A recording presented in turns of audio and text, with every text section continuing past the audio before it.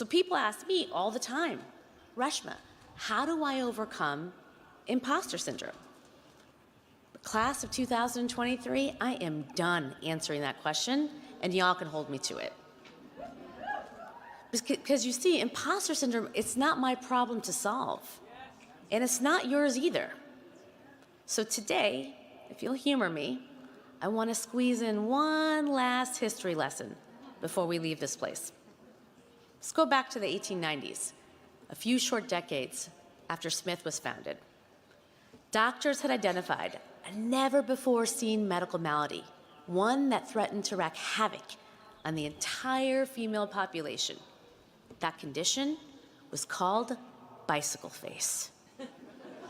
You see, the original bicycle had one gigantic wheel in the front and one tiny little wheel in the back. Imagine a hula hoop and a dinner plate. Not easy to ride. But then along comes this revolutionary concept. 2 wheels of the same size. Go figure. The power of equality, baby. And as a result, cycling takes off. And it takes off in Europe and North America, and it takes off for women. But with the rise of women riding the bicycle comes the rise of bicycle face. Here are the symptoms of this terrifying condition. These are direct quotes, by the way. Flushed cheeks, hard clenched jaw, bulging eyes, an expression that is either anxious, irritable, or at best, stony. That's right. Long before there was resting bitch face, there was resting bike face. Now here's the thing. It wasn't just women who were riding bicycles. In fact, the majority of those who had taken up the hobby were men. But bicycle face, that was strictly a woman's disease. Why? Because bicycle face was invented to purely scare women off their wheels. Here's what was really going on. Back then, the bicycle became a symbol for a growing feminist movement. All of a sudden, women could go further and faster, and they didn't need to wait around for a gentleman to show up with his horseback and give them a ride. Suffragists could now meet with one another from town to town, and they would take their signs and they would affix them to the front of their handlebars. Because of the bicycle, women even started wanting different clothes. Victorian hoop skirts? Psh, so last season. Women wanted breezy bloomers, better for pedaling. As one magazine wrote in 1896, to men, the bicycle was merely just a new toy. But to women, it was the steed upon which they rode into the new world. Of course, it wasn't long before men started seeing bikes as more than just a new toy too. To them, bicycles and the behavior they were enabling with women were jarring, dangerous, threatening to the status quo.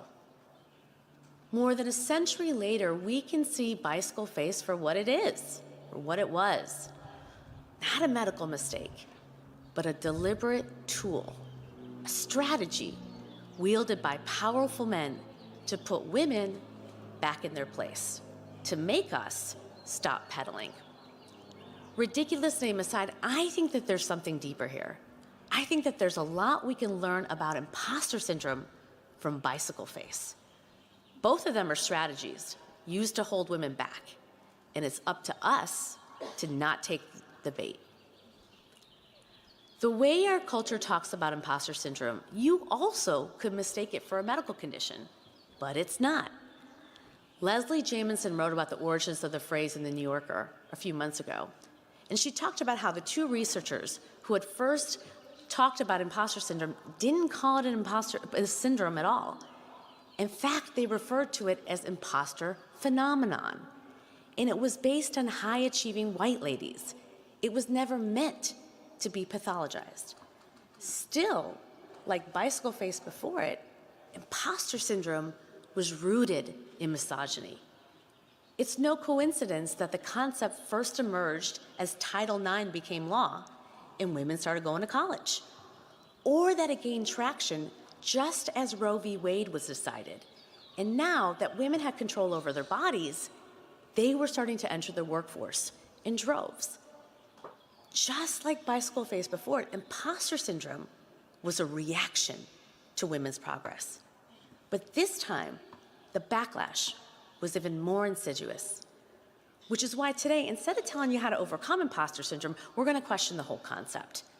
And I want to do that by breaking down some lies we're told about imposter syndrome, starting with the big one, that maybe there's something wrong with you, that imposter syndrome is grounded in actual deficiency. Imagine you're riding a bicycle up a hill, and as you pedal your way to the top, you fixate on your destination and you clench your jaw. That doesn't mean that you have bicycle face. That means you're riding a bicycle. Imposter syndrome is based on the premise that we're the problem. That if we feel underqualified, it's because we are. That if we worry that we don't have what it takes, it's because we don't. But in my experience, I have found that discomfort, anxiety to just be a natural human reaction. You know, when I showed up at that fancy corporate law firm for the very first time, I had not just one, but 2 Ivy League postgraduate degrees. But still, I felt like everybody was speaking a different language. And that's because they were. So many people there had unearned privileges that I didn't. Big law firms were built by and for people who didn't look like me. So it's normal to feel like you don't fit in when you don't fit in. So as much as I love Taylor Swift, it's me. Hi. I'm not the problem. It's not me. And it's not my responsibility to fix the problem.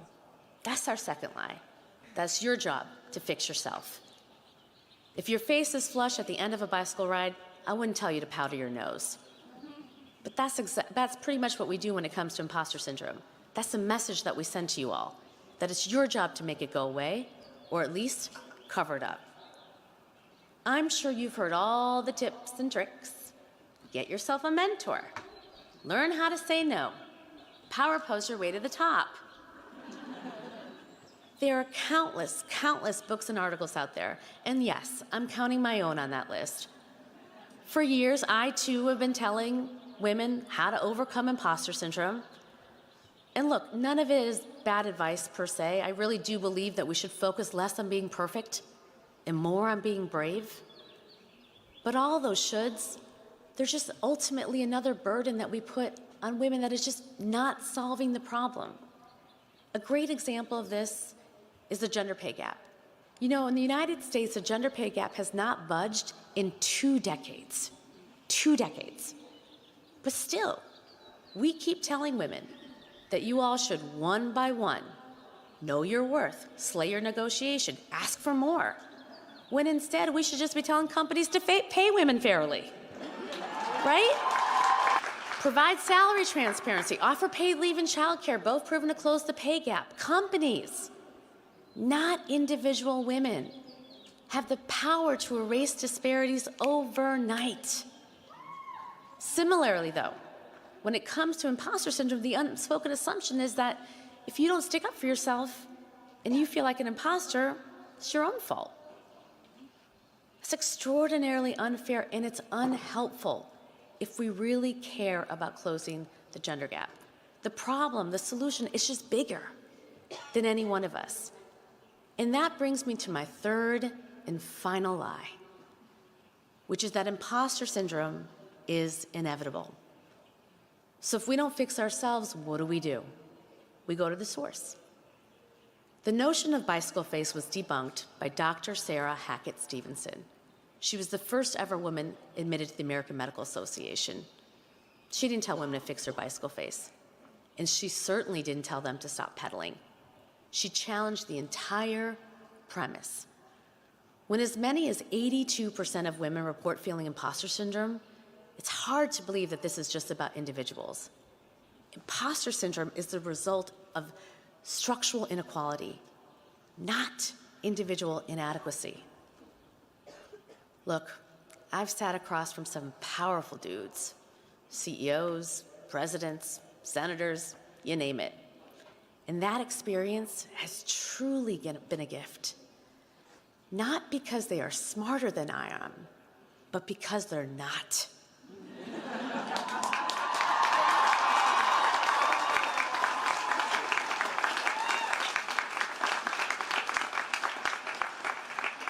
I told you about the hundreds of thousands of girls that I've taught to code. Well, any one of them could run circles around these dudes. But it took me 30 years to learn this lesson. And this is why I'm sharing it with you today, because right here, right now, I need you to know this. It's never been about whether we're qualified enough, smart enough, prepared enough. If you are here today, it is because you are. Instead, it's always been about the political, the financial, the culture barriers that are designed to keep us out of these rooms in the first place. It's leaders who look around and tell women the biggest problem facing you is not childcare or paid leave or misogyny. The biggest problem is you. Which is all to say that imposter syndrome, it's a distraction. It's a strategy. It's a way to keep our concentration on our own alleged inadequacies so we don't turn it towards the sexism, the racism, the classism, the homophobia, the transphobia that is baked into the system in the first place.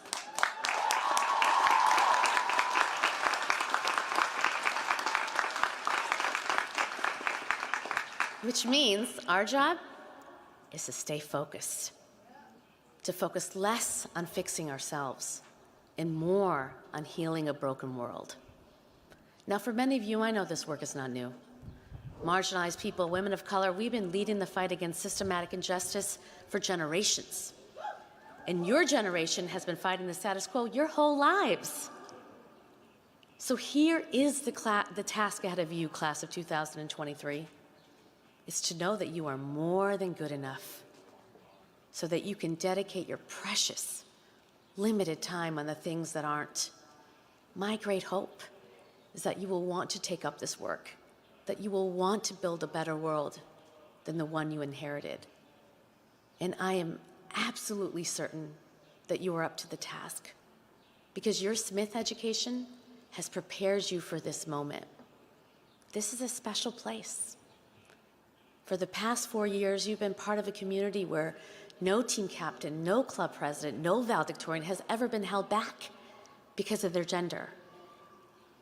And I know it's bittersweet to leave that behind, but consider this. You've had a tiny glimpse of what the world could be, what it should be. Now bring that audacity, that agency, that authenticity to the world beyond Northampton. Because you are uniquely qualified to make that world a reality.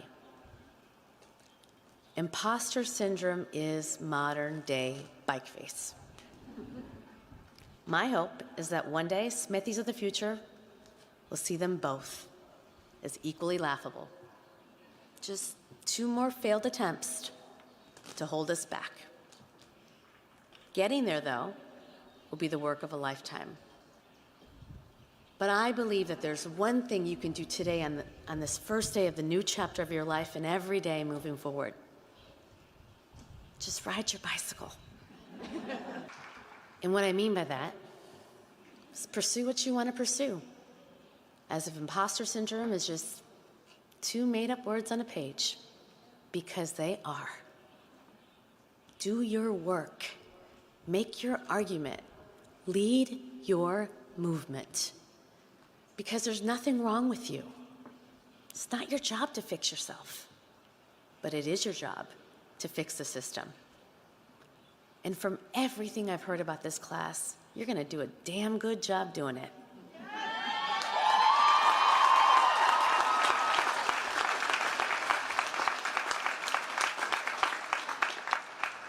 Because you have what it takes to lead. And you have an entire community. Because if you fall, they are right here to pick you up. So start pedaling. Feel the sun on your face. Feel the wind in your hair. Feel the joy.